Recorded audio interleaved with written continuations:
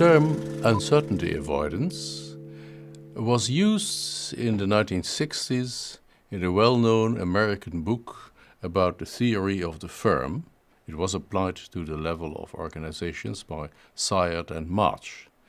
But I borrowed it in the 1970s for describing differences between national societies. What does uncertainty avoidance mean? Uncertainty avoidance is the extent to which the members of a culture, of a national society, feel threatened by ambiguous and unknown situations. Some people think that it means risk avoidance, but it does not mean risk avoidance, and I have a good example to show why that is the case. What does uncertainty avoidance stand for? I'm opposing here two extremes, the uncertainty avoiding societies and the uncertainty accepting societies, and actually most societies are somewhere in between. In uncertainty avoiding societies, the uncertainty, which is inherent in life, is a threat that must be fought, whereas in uncertainty accepting societies, uncertainty is normal, and life is accepted as it comes. Which also implies that in uncertainty avoiding societies there is more stress and anxiety, and uncertainty accepting societies there is less stress and anxiety. In uncertainty avoiding societies, aggression and emotions may sometimes be vented, whereas in uncertainty accepting societies, aggression and emotions should be controlled. Uncertainty avoiding societies have a feeling that what is different is dangerous. What is different is dangerous. Whereas uncertainty accepting societies believe that what is different is curious. There is in uncertainty avoiding societies a need for rules. There is a need for rules even if they are impractical or even if they are never practiced. There must be rules. There must be a rule. Whereas uncertainty accepting societies don't like rules very much, they want fewer rules, and even the rules that are necessary may sometimes be broken in case of necessity. Uncertainty avoiding societies believe in formalization, uncertainty accepting societies believe in deregulation. Innovations, also technological innovations, are adopted in uncertainty avoiding societies rather slow, rather carefully. For example, the modern information systems innovations have taken more time in the uncertainty avoiding societies than in the uncertainty accepting societies. In uncertainty avoiding societies, people tend to stay in the same job as long as they can, because changing jobs is one of the most uncertain things one can do in life. In uncertainty accepting societies, the changing of jobs is much more easily done. And finally, and very importantly, uncertainty avoiding societies, they are afraid of people who are different, who look different, who behave different, who come from elsewhere. That's called xenophobia, with an X. Whereas uncertainty accepting societies are more tolerant. They are more tolerant towards people who are different. How do we measure uncertainty avoidance? Well, there is no absolute standard, so you can only compare one country to another. Differences between societies is the only thing you can measure. And the position on the uncertainty avoidance is measured by an index, the Uncertainty Avoidance Index, UAI. And the countries we have got data from have been plotted on a scale which goes from 0 for weak uncertainty avoidance societies to 100 for strong uncertainty avoiding societies. Now let me give you some example. We have data for 76 countries. On the high side, on the top, we find Russia. And we also find Japan. In the European countries, the Western European countries, France is the scores highest on uncertainty avoidance. In the other side of the Atlantic, we have Mexico, which scores high.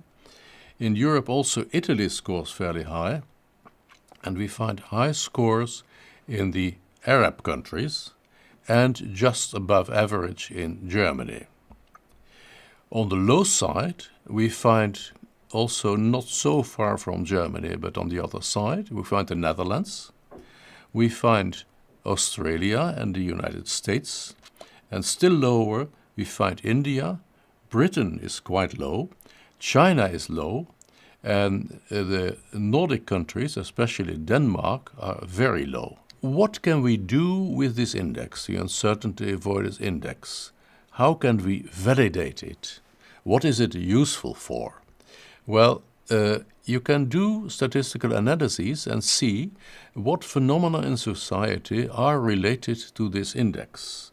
And then we discover one thing which is very interesting, which is that in general, uncertainty avoiding societies drive faster. People drive faster on motorways, and even the speed limits on motorways tend to be higher there. Uncertainty accepting societies drive slower. And here you show that uncertainty avoidance is not risk avoidance, because obviously if everybody drives faster, there is more risk in traffic. But this is supposed to be a known risk. It is not felt as a source of uncertainty. In uncertainty avoiding societies, there is more alcoholism, and there is less alcohol abuse in uncertainty accepting societies. In uncertainty avoiding societies, it is compulsory for everybody to always be able to identify yourself. So you should carry your identity card all the time.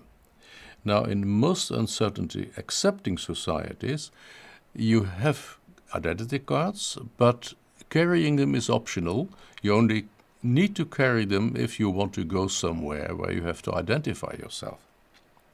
There's an interesting difference in healthcare between the two kinds of societies.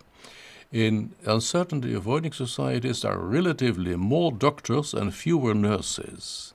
And in uncertainty accepting societies, there are relatively fewer doctors and more nurses, which means that the number of tasks which on the one side are performed by the doctor himself can be delegated to nurses who are less educated, who are supposed to be less expert.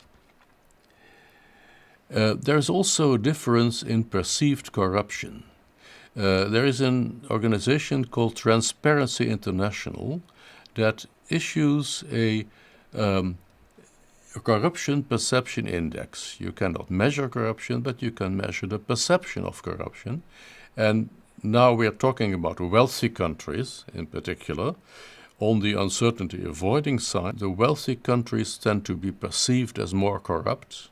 On the uncertainty accepting side, the wealthy countries tend to be perceived as less corrupt. There are interesting differences in the field of marketing and advertising. For example, in the uncertainty avoiding societies, clean products and pure products tend to be quite popular. So cleanliness and purity are key words in marketing a product, whereas in the uncertainty accepting side, consumers will be more attracted by easy products, by convenience products, ready-made products. And this also is seen in advertisements, in ads. You will see in the uncertainty avoiding societies more often an expert, maybe somebody in a white coat, who explains to you why this product is so important, whereas in the advertising side on the uncertainty accepting societies, advertising more often uses humor. It is very interesting to put the two dimensions of power distance and uncertainty avoidance next to each other. Now, first of all, they are not related. In some parts of the world you find a combination where both are high and other parts where both are low, but there's also countries where one is high and the other is low. And so I made a table, a 2 by 2 table, where I divided or 76 countries into high and low uncertainty avoidance, strong and weak uncertainty avoidance, and high and low power distance. And then if I look at how people organize themselves, you can see the difference, and it is already there if you ask people what they imagine if they think of an organization. Now, if you have a small power distance and a weak uncertainty avoidance, then you are in the Anglo-Saxon countries, you are in the United States, you also are in the Nordic countries of Europe, and marginally in the Netherlands. If people think of an organization, it is something like a market, a place where people interact, but nothing is fixed forever. You can change the rules, you can change the circumstances.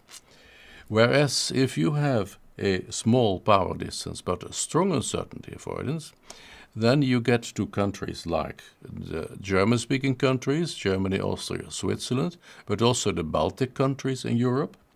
And then you see that people imagine an organization as a kind of machine, a machine that operates by itself. It is not necessary that the boss intervenes all the time to make it function, but it's the well-oiled machine. Now, if you move to the corner where the power distance is large and the uncertainty avoidance is strong, then you get to the typically Latin countries, including France, but also Russia and the countries of southeastern Europe, but also some Asian countries like Japan and Korea. And there people imagine an organization like a pyramid of people, actually a pyramid where there's somebody at the top. In France it's called the Président Directeur Général, PDG, and everybody else is on their proper place below. And the organization functions owing to this structure that makes it function. And finally, you have the combination of large power distance but weak uncertainty avoidance. And this we find in the two largest countries in the world, China and India. And there an organization is rather imagined like a family. The relationship in an organization can be compared to the relationship in a family. And this is also visible in the fact that there are more family-owned organizations and family members are employed in the own organization. Don't the UAI scores change over time in a world where so many things are changing? Now, first of all, the scores reflect the values that have been transferred from parents to children. And they are values that rarely change after adulthood. We got them when we were children.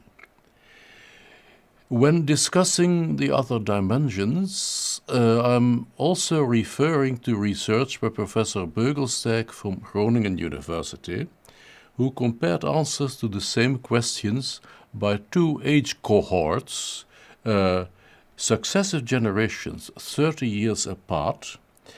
And in the case of the UAI index, we found no worldwide shift and also no systematic changes in the position of countries. However, there is another effect which becomes evident.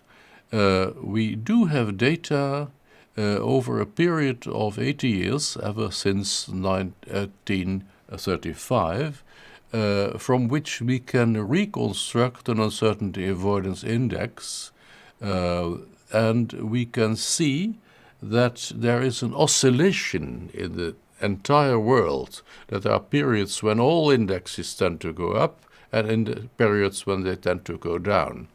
And the periods when uncertainty avoidance tend to be high is in periods of war and economic crisis, and in periods of peace and economic stability, the index tend to go down again.